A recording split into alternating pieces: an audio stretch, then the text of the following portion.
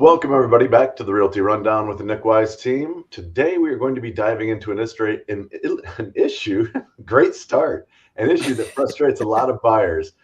Trigger leads. It may frustrate you and you don't even know what they are, but it is a hot topic because we've got some new legislation that's moving through Congress in an attempt to shut it down. Yeah, that's right. And to help break it all down, we're joined by Alan Hibshman. He's a loan originator with Interra Credit Union. Alan, thanks for joining us. Hey, thank you, Nathan. Thank you, Nick, for having me here today. Appreciate it. Absolutely. Hey, we appreciate you. Alan is always there for us as far as when we have questions about what's going on in the mortgage industry. He reaches out every single week and gives us an update. It means a lot. We definitely appreciate it. We appreciate working with your clients as well. So thank you, Alan. I want to start at the top, though, I guess, Alan, if you can describe what is a trigger lead and how does it impact someone when they're applying for a home loan? Sure. I don't think a lot of people realize that when we run credit for a mortgage, it's actually a different type of report than what they would do for like a credit card or a car. It's actually specifically geared for mortgage, and it pulls all three bureaus, and we take the middle score when we do that. But what happens is when we do run that credit, there's other lenders out there who buy those leads. I think people would be amazed by how much their information is actually out there for sale. Especially through the credit bureaus.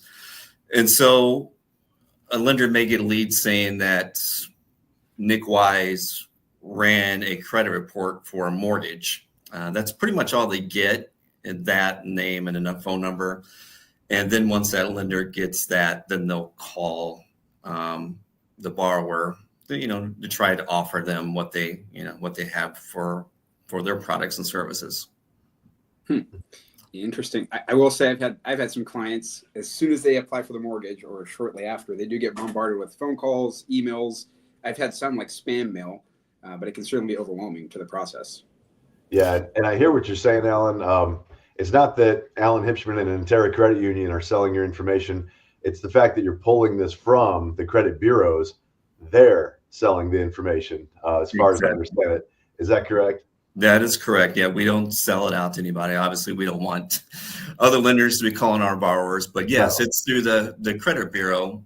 They can get that information through there if the borrower hasn't opted out for any pre-screens previously. Okay. Yeah. So basically, why we're bringing this up now is that there's a Homebuyer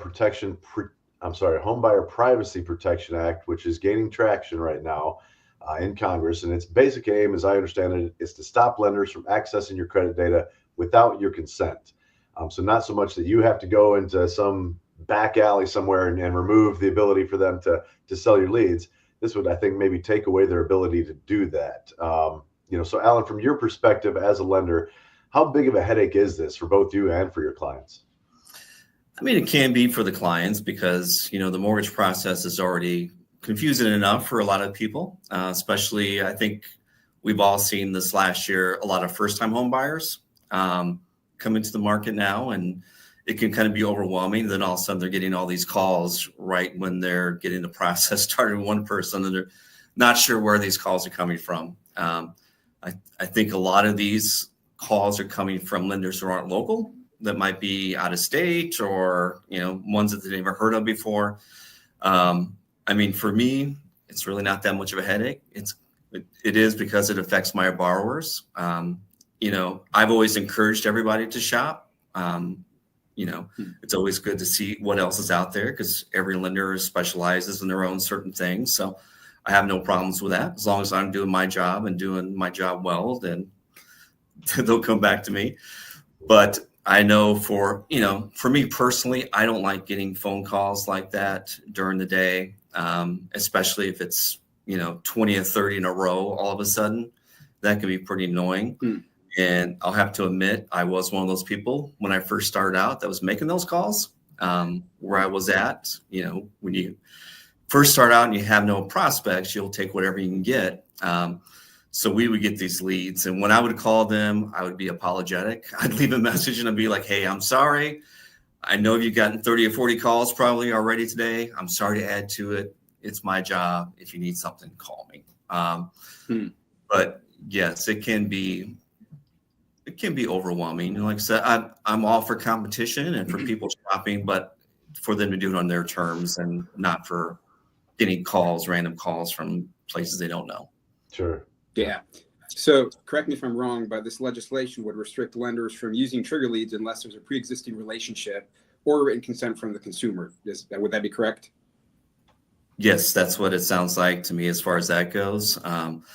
So I know right now, if you don't want to get those, you have to go to optoutprescreen.com to do that. I mean, I've done that myself, even though I'm not planning on getting a mortgage. But if I do apply for something else, I don't want to be getting a lot of calls that way. Like I'm a person who likes to shop around too, but I want to do that on my time. I don't want people calling me. I want to call people if I do that. But yes, this legislation should stop those calls from happening. Yeah. So that was opt-out pre-screen. Yep. Okay. So yeah, I'm gonna have to look into that too. Personally, you know, at the end of the day, it's not totally all about privacy. That's obviously a huge part of it. It's really about restoring confidence for people in the mortgage process, especially for first-time home buyers. Alan, you mentioned it can be a little overwhelming for people, especially up front, you know, when they're going through this process and it seems like, now what? Now I've got to turn this over. Now I've got to get this document. So it's a lot. I think this will just make it a little less stressful. Yes. Yep. Agreed. And Alan, so how are you and other local lenders adjusting your strategies as this legislation moves forward? Are you seeing more demand for personalized relationship-driven lending? Yeah, I mean, like I said, I'm not sure how many of the local lenders are using these trigger leads because I can't imagine there's a lot of success rate with those when you're getting a lot of calls. But I have seen a lot more with the personalized service here. It seems like with most of the first-time home buyers, and you know the ages are getting higher with the first-time home buyers, but normally we think about people in their 20s like to do things online and don't want to come into the bank and kind of, you know, want to make it a little bit easier. But I've seen a lot of these younger people want to actually meet in person now. They want that face-to-face. They want that personalized service to where, you know, like I said, it can be overwhelming, you know, the whole process because there's a lot of moving parts to it. So they want to come in and they want to look somebody in the eye and know that they're going to get taken care of and get good advice. And they're going to have somebody there along the way for them to help them out. So, yeah. Yep. No, I think you're exactly right. Alan, again, thank you for your insights on this. You know, if you're a buyer or a home buyer or a potential home buyer and you're listening right now and you want that secure, respectful lending experience, make sure you talk to a local lender, someone like Alan Hibshman here with Interra. You know, you can value what he does for you because you can trust him, and not just with your data, but with your experience as well. Yeah, that's right. So Nic, beyond fewer spam calls, how does this change affect home buyers?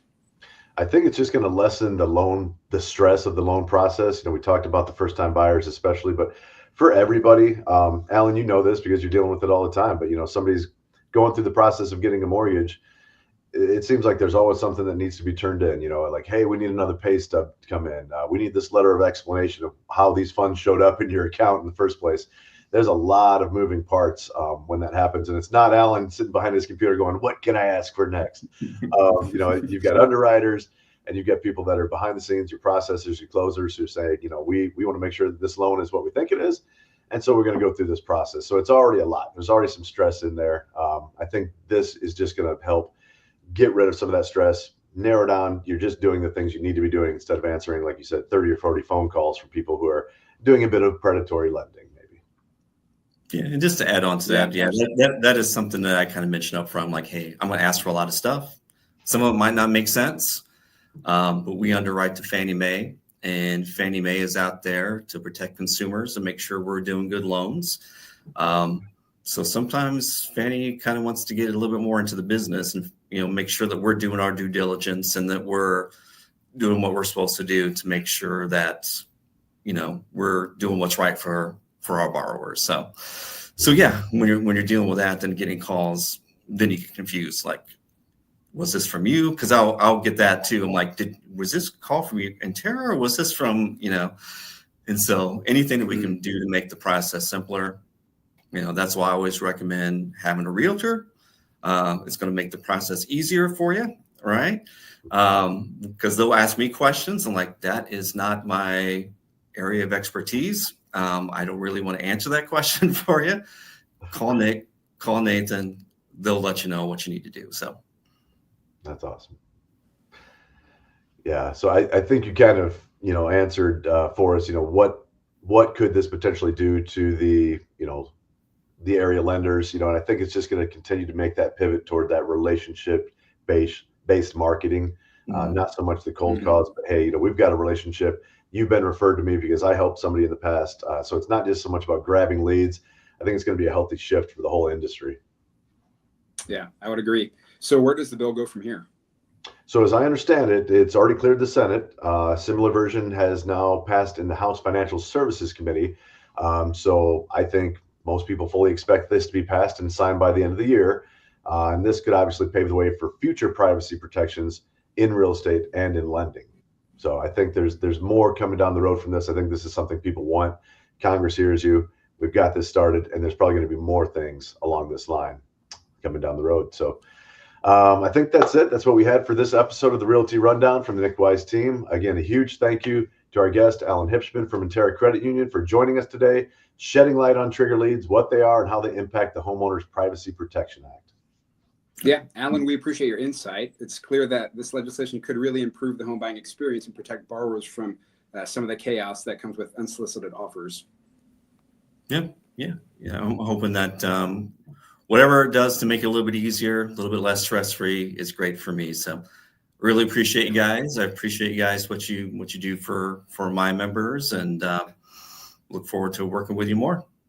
Absolutely, guys. Well, yeah, whether you're a buyer, a seller, or someone just trying to navigate the mortgage maze, staying informed about these changes helps you make better decisions, and working with local professionals like Alan can make all the difference. Absolutely. And Alan, how can people get in touch with you if they have some more questions? Sure. Yeah, they can just call me directly. I use my cell phone for everything. So 574-370-7228. Call or text me, and just have questions or just want a second opinion on anything.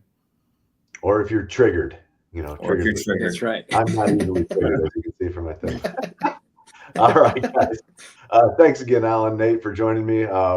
Again, everybody, if you're listening, make sure you like, follow, and subscribe to the Realty Rundown whenever you're listening to podcasts. Don't forget to share this episode with a friend who's getting ready to buy a home, and we will see you next time.